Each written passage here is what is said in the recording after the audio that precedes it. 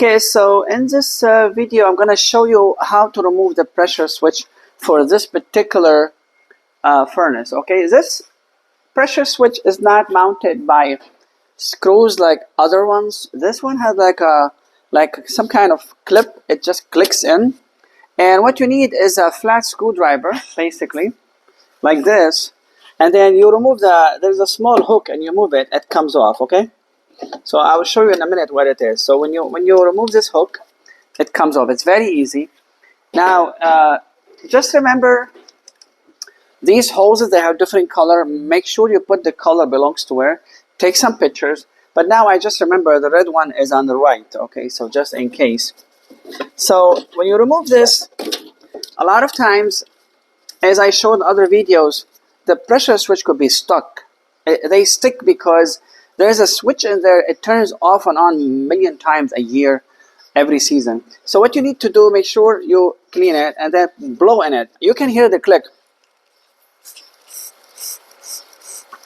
This one is different a little bit.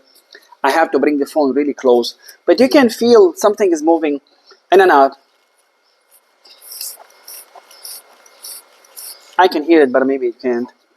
So, if it's stick, if you get the code that I was telling you earlier, if you get this code, what it says, stuck open,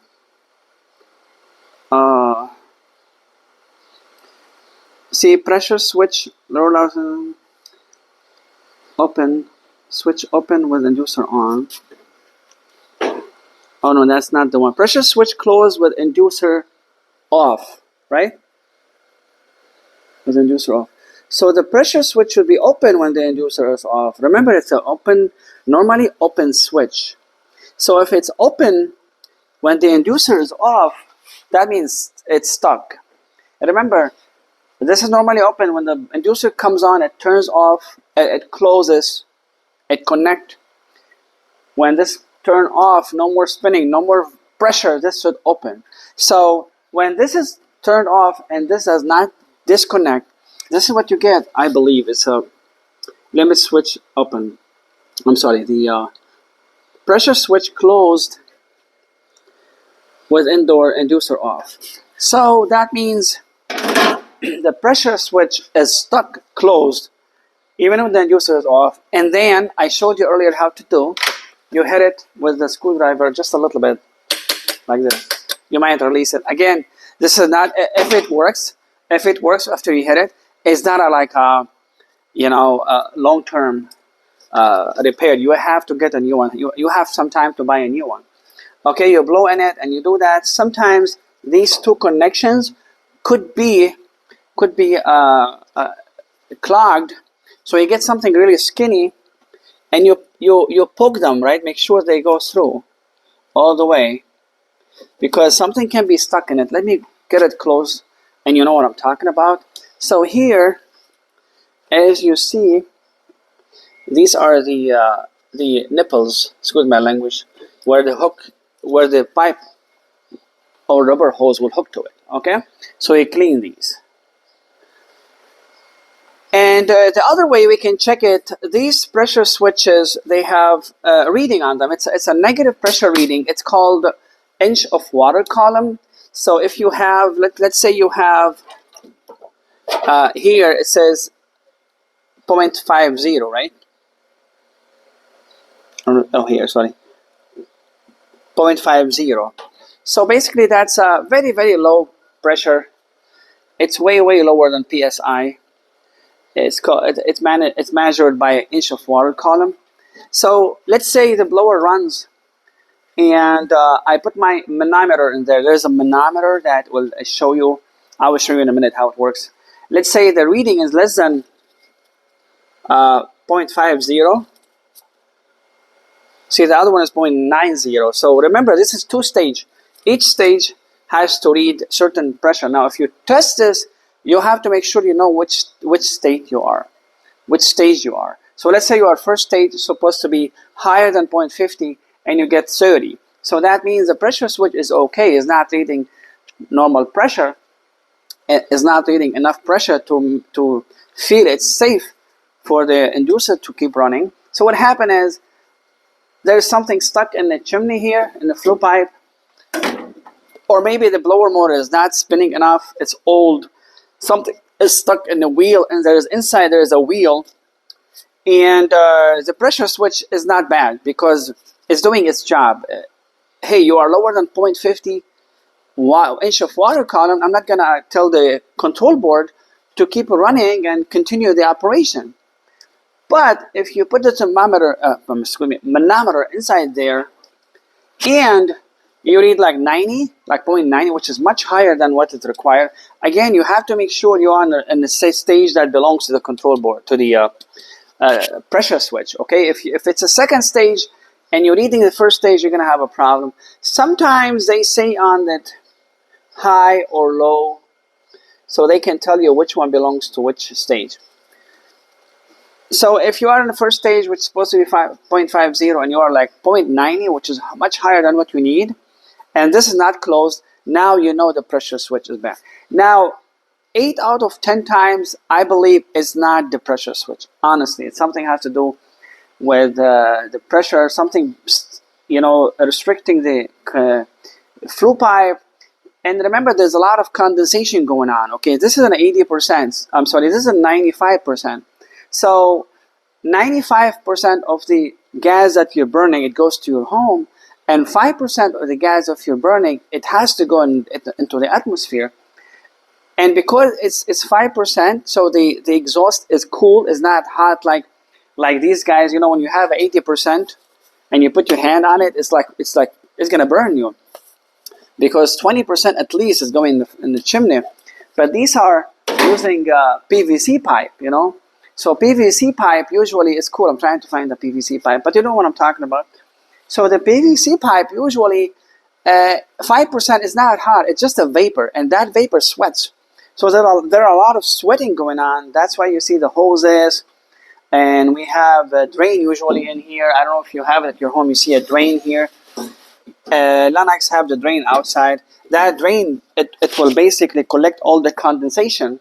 So, and the reason why I'm telling you this, because that also could create some kind of problem when that condensation thing is clogged, and then the condensation will start backing up, and then you have all this trouble because the water is backing up. It might also cause some kind of restriction for the combustion. Okay, so that's how we check it. I'm gonna show you how to do the thermometer. The manometer. Sorry, my English is horrible. Excuse me, guys.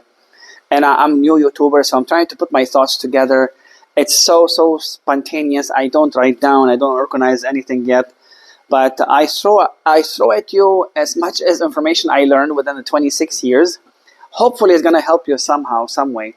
Okay, so let me show you how to do the manometer. But again, homeowner, you're not going to be able to do this. But at least you get the concept. You get the idea, because you have to know if this pressure switch is bad. You don't want to buy it and waste your time, especially if you have family and kids. You don't want to be buying, hey, let's try, If you know it's bad, you buy it, it's better for you. See, as you see, I turned the furnace on, and now we're going to monitor the inch of water column as you see it. See, it's 2.27, so it's really high. Now, why you think it's really high, and why they make it much higher? Because they want to make sure they compensate they want to make sure, in case the installer has to install a pipe. Now we're done with this, at least you know what I'm talking about. In case the installer is going to install a really long PVC pipe. Let's say this thing is in the basement and it's going like 50 feet, and also they allow certain amount of elbows. So they make really the inch of water column really high. So after you do the PVC pipe, and let's say they allow you maximum 6 elbows, and you can go like 50 feet maximum with 6 elbows. No elbows, you can go 100 feet. So anyway, they make the inch of water column really high, way higher than 50, to make sure that in case somebody put a long pipe, it will have a lot of, the blower can really, the inducer motor can take more stress. So let's say you have 100 feet long and you have two elbows, that pressure will be 100. I'm sorry, like 1.5%, 1.50. But it's still much higher than the reading on a pressure switch. Now the problem is, I have seen in many cases, some rare cases, big houses, and they go like straight to the chimney, to the attic and second floor. And then when they go to attic, they go somehow this way. And I have seen places where the pipe basically is not pitched this way. It has to be pitched to go backward all the way to the furnace. That's how it condensates. And luckily what they do, if you see here, yeah, you can see it. If you see here, they allow all this condensation sweating on the pipe, because the pipe sweats and condensate and comes here. They make the condensation go away immediately from the trap here to the trap, so it doesn't have to go through the motor. The only thing goes through the motor is the sweating around the motor. Because imagine you have 100 feet, there's a lot of water condensation coming to the inducer. So they make it, bypass it, they make it like a trap, and all the condensation will go into the, close to the thing. So what I'm saying is, when they don't pitch it good and they go a little bit down, and they create a trap. So the condensation will, let's say the pipe, I wish I can illustrate this, but let's say, you know what, let me grab a hose and I'll show you exactly what I'm talking about. So I hope that will help you. So basically, let's say this is a PVC pipe. I know it's crazy, but you get the idea. So if you're going this way from the like 2 floors, we're talking like 30 feet from the basement, 30, 40 feet all the way through the closets, whatever, and then go to the attic, and then they send it this way. If the pipe is like this, it will condensate all the way to the furnace, perfect. But sometimes they have a trap like this. Imagine this, right? So let's say this is straight, and then the pipe goes like this, or maybe goes like this, and then after that like this. So you have a trap, right? So people call me, the furnace is only a couple years old, and I go there, I check the manometer reading. Hey, manometer reading is so low, there's something restricted. The pressure switch is fine, it's doing its job.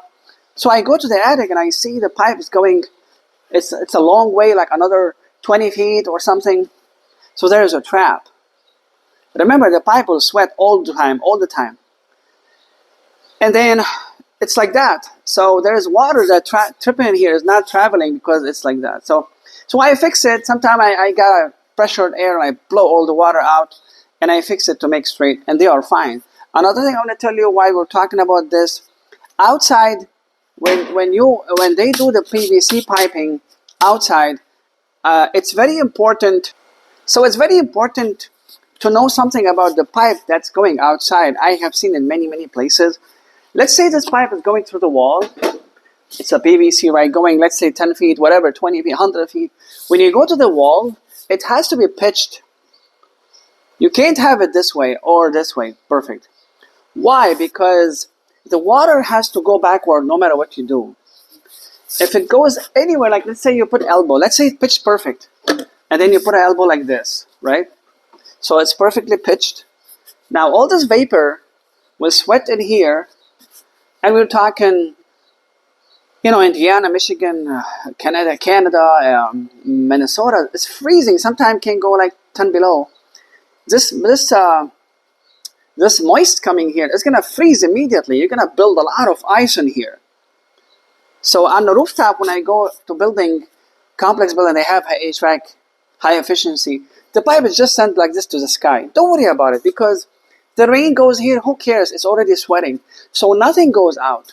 If you put an elbow outside, make sure it's like that, or make sure it's like that. Never allow the humidity to go downward. No, never, because I have seen places where you see a mountain of ice in the bottom.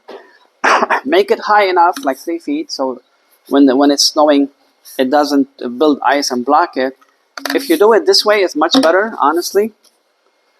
Like pitch like this, and at the outside go like this. That's it. Don't let any moisture is able to go downward, because it's gonna build ice. And I went to so many places, ice was built so much and it blocked it because the ice kept building, and it blocked it. Okay, so always had to be pitched. So, and also, sometimes same concept when that thing is not very high, like 3 feet. Sometimes you might have a snow. It's crazy. Sometimes if we have a lot of snow, some people put it 2 feet, 1 feet from the ground. And then I go to a job, same thing, the pressure switch just keeps stopping it. And the ice was built and blocked it. So, okay. That's all you need to know about the pressure switch, I believe now.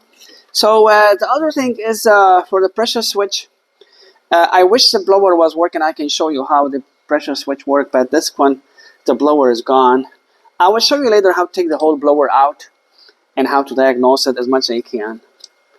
I think that should be it for the pressure switch. The other thing I want to say about the pressure switch, sometimes pressure switch can be single, okay, for a single stage. So this is single pressure switch. If this pressure switch go bad, you can get any pressure switch. Again, I always recommend to buy the original. They are better, and it's made from the factory. Now there are so many pressure switches now for $6, for $20, I don't know. And excuse my language, not all of them, but they don't last. I have replaced some junky ones, but I usually put them temporarily till I get the real one. Sometimes I can't have the real one, the original. I would buy a new one even if it's 10 years old because, again, they live longer. But again, you have to make sure you buy it from a place where they tested. They know. I know it's 10 years old, but they tested it good. And the same thing, I want to tell you that if you have no choice and you have no heat, you can find the original or from the factory. As long as you can match the water column reading, see the break. It says break 27, make 42. So basically, if it's higher than 42, it will connect. If it's lower than 27, it will break. So as long as you are in this range of inch of water column, you can survive. So if you get one of these like 0.45, maybe 50, again, is not the best way, but you can have some leeway, higher and lower, but don't go crazy. Like if it says 0.42, if it says 0.42, you can do 0.45, maybe 50, or maybe 0.40. So you can have some little leeway. I don't recommend it. It's not like you have to do it forever, but if you want to survive, you want to put similar to this, it can work. But since this is a double pressure switch, it's really hard to find, because one of them is 0.90, the other one is 0.50.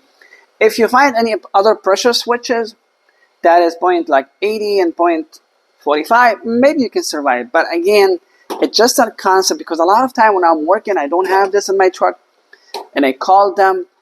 They open Monday, it's Saturday night. I get one that in my truck which is closed, but again, not forever, just so that people can survive. I think that's it for the control board. I will show you how to remove the gas valve, okay?